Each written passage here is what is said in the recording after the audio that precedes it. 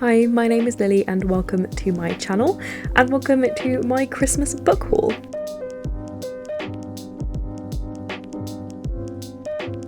So if you watched my recent video, you will know that I'm going on a book buying ban in 2024. So this could be the last major haul I do for a while. I was very lucky to be gifted some books by my lovely friends from the book community, some from my boyfriend, and then I did also make some purchases in the Waterstones Boxing Day sale because there were a lot of really great books on 50% off. I also received a gift voucher for Waterstones for Christmas from my boyfriend's parents, so I used that for the majority of my haul, and then I also had some stamp cards that were full for Waterstones, and so I was able to redeem some of those for some of the books as well. So I actually still have gift card money left, which is very exciting. So the first few purchases I make in 2024, or at least maybe the first one, will be with the gift card. So I'm going to go through the books gifted to me by friends first.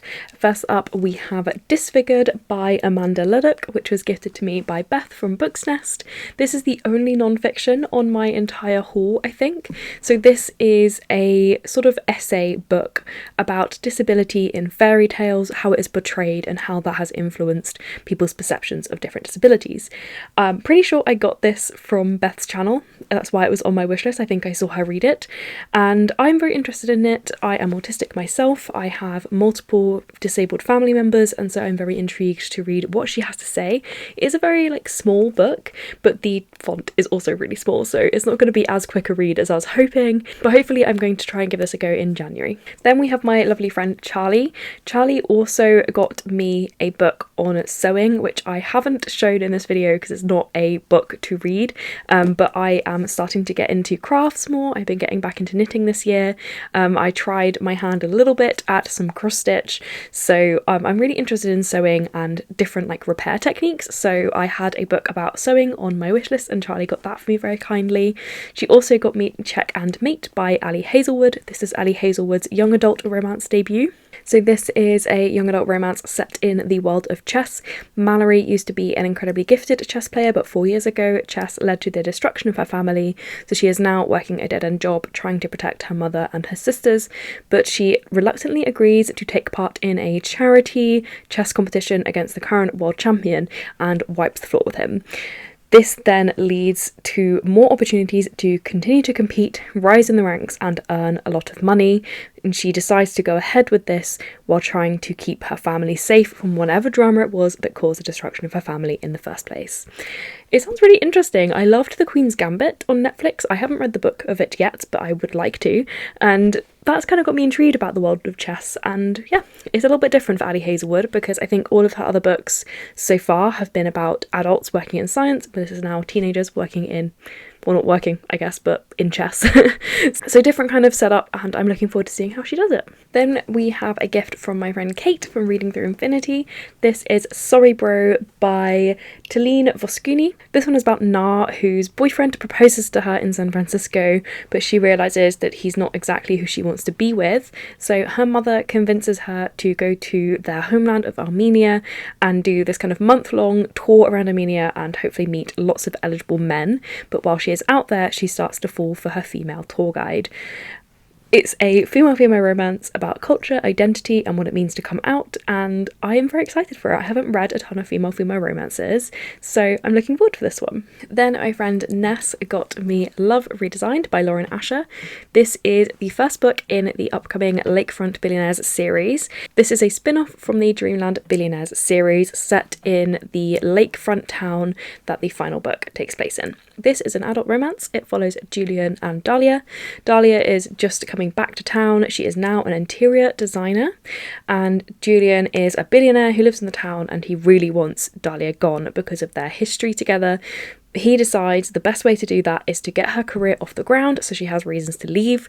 So he offers her a job basically where they work together to renovate a house and sell it for a massive profit, which will hopefully get her out. But during the process, he realises maybe he doesn't want her to leave. I'm struggling to see how this is going to be that different to the third book, which I think had a very similar premise, but I am looking forward to it. It seems kind of enemies to lovers, and I really love Lauren Asher's writing. I was not the biggest fan of her Formula One series. I think I read 2 books and decided to stop for a bit because they weren't great, but the Dreamland Billionaires series I love, and I love a billionaire romance, I love a small town romance, so these two are combined in one book, and that should be amazing for me. Then my friend Ian got me 2 books for Christmas. The first is The Appeal by Janice Hallett. I have already read this one and loved it. So this one is about 2 law students who get given basically a load of evidence from a trial where their senior says that he believes the wrong person is in prison for the murder that occurs in this kind of case. But the trick is they don't know who the murderer is, they don't know who was convicted, and they also don't know who dies. So you are reading through the evidence with them. Their senior has put it all in chronological order rather than the order in which the police get everything. So you are reading from the beginning to the end of what happened in this small town. So this is set in a village. It follows a group of people all in the same amateur dramatic society as they are putting on a play, and basically you're following them through their emails between each other, discovering their relationships, what's going on, and trying to figure out who is going to die and who has motive for it. Then he also got me 5 Survive by Holly Jackson. This is a new young adult thriller from the author of A Good Girl's Guide to Murder. So this one follows 6 friends who are on a road trip together, but when they're in the middle of nowhere, their RV breaks down. They find out that there is a sniper trying to kill one of them, but they don't know which, and they have 2 choices: figure out who it is the sniper is trying to kill, or try to escape. I absolutely adore the Good Girl's Guide to Murder series, and I'm really looking forward to giving this one a go. I'm a little bit nervous because this one I believe is set in America, whereas the Good Girl's Guide to Murder series was set in the UK, at least the editions that were published in the UK. So it's going to be a little bit less like cozy for me being set in America, but I'm looking forward to it. I love Holly Jackson's writing, so let's hope it is an enjoyable one. Now we move on to the books given to me by my boyfriend for Christmas. First we have Imogen, obviously, by Becky Albertalli. She is the author of Simon versus the Homo sapiens Agenda, also known as Love, Simon the movie, which is one of my favourite nostalgia reads. I read that one as a teenager and I absolutely loved it. This is another YA romance. It follows Imogen, who is her identity is being the straight best friend of all of her queer friends, and she goes to visit her friend Lily in college. And Lily is out and proud and has this big group of queer friends, and they decide to start bending the truth, and Lily tells her friends that Lily and Imogen used to date. So her friends think that Imogen is also queer. And it kind of snowballs, and Imogen doesn't know how to deal with all of these lies happening, and also starts to realise that she is starting to fall for one of Lily's female friends. So maybe she's not as straight as she thought she was. I am so excited for this because Becky Albertalli has said that this is kind of the book that she wrote in response to being outed as bisexual, and it is kind of about her own journey and inspired by her own journey of realising that she wasn't as straight as she thought she was. And so I am looking forward to that as a queer person myself, and I am looking forward to seeing how her writing has progressed. I haven't really read much of her writing in a long time. I tried reading her previous book, I can't remember what it's called, and I DNF'd it. It wasn't for me, but I'm hoping this one that's kind of going back to queer identity and queer realizations might be more my speed. Then he got me Walk on the Wilder Side by Serena Bell. This is an adult contemporary romance. This is the second book in the Wilder Romantic Adventures series. In book 1 you go to the Wilder Adventures resort, and it's run by this group of rough and ready brothers who are struggling to make ends meet, and so they bring in this female marketing expert who encourages them to broaden the experiences they offer to draw women and couples in. So in this book we follow Brody, one of the brothers, who is now running or hosting a book club on his boat. So it's aimed at women, there's wine, all that fun stuff. However, it's not going very well. He's getting a lot of negative reviews, so his best friend's sister offers to help him out. But the problem is, he's been avoiding her for a really long time because he has a big crush. This is complete trash romance. It's really short. I love the first book. I got the first book during Stuff Your Kindle, And it was such a surprisingly well written read, because sometimes the books I pick up in Stuff Your Kindle are not great, but it was surprisingly well written, and I am looking forward to seeing where the series goes. I don't really remember much about Brody from book one. Hopefully that won't affect how I read this book, but yeah, I'm very excited for this one. And then finally, while we were at Yalk, the Locked Library was doing a mystery box sale. So for £20, you could get a random Locked Library book in a mystery box. And I got The Kingdom is a Golden Cage by Lily Inkwood. I have not heard of this one before, but how beautiful are these sprayed edges? Just stunning. So I am happy about that anyway. From my little bit of research about this one, it appears to be a Puss in Boots retelling, which is not something I ever thought I'd say on this channel, but how exciting for me. I don't know much about it. I don't want to look into it more. I kind of want to go into it blind. I know it's a bit of a Marmite book. I've seen some people love it and some people say it's really bad. So we'll see how that goes, but I'm just so happy that I have such a beautiful book that I can display at least. Now, like I said, I decided to use the Boxing Day sales to pick up some extra books, and I used my vouchers for this, so none of this was purchased with my own hard-earned money, which is quite nice. So first up we have The Christmas Appeal by Janice Hallett. This is a novella, companion novel or sequel to The Appeal, and it is very short. I've already read this one as well.